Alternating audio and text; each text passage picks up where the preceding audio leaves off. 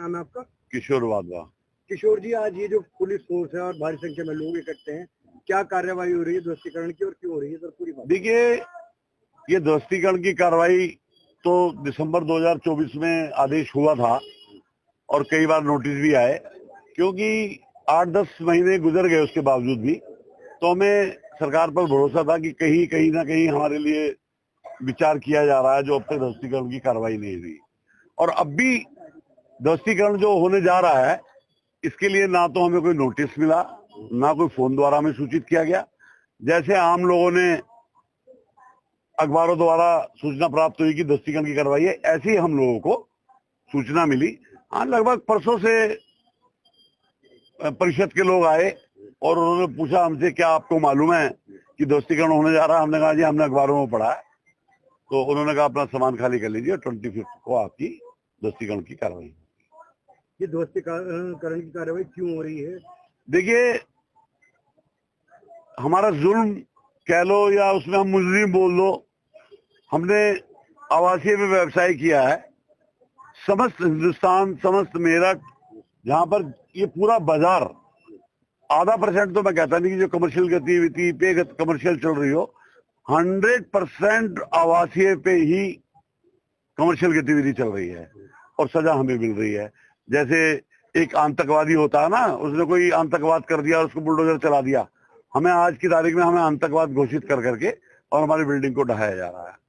तो ये जो आपका जो रजिस्ट्री कराई थी, वो आपने कमर्शियल में कराई? हमारी रजिस्ट्री कमर्शियल में, हमारे बिजली के बिल 14 रुपए यूनिट कमर्शियल में आता है।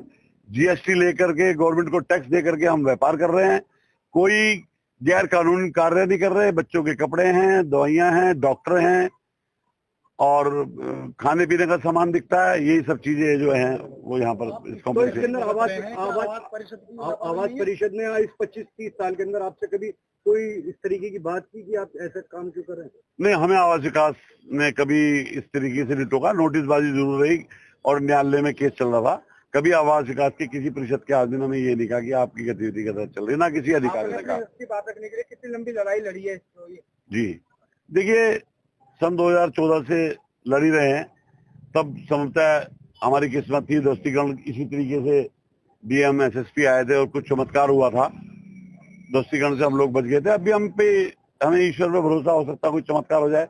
हम तो आखिरी सांस तक ईश्वर पे भरोसा बनाए रखे है अभी। तो आज क्या कार्रवाई होने जा रही, जो आपको पता चला है? क्या बोला? ध्वस्तीकरण दुकानें सब खाली कर दी गई हैं और जो हमने सामान नहीं भी निकाला था, तो मेरे पास एसएसपी साहब का फोन आया कि आप सामान निकाल लीजिए।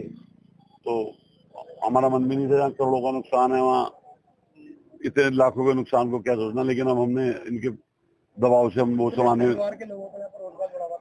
आप ये मान लीजिए यहाँ पर लगभग कर्मचारी और ऑनर समेत 100 परिवार तो जुड़े हुए हैं जो सड़क पर आ जाएंगे।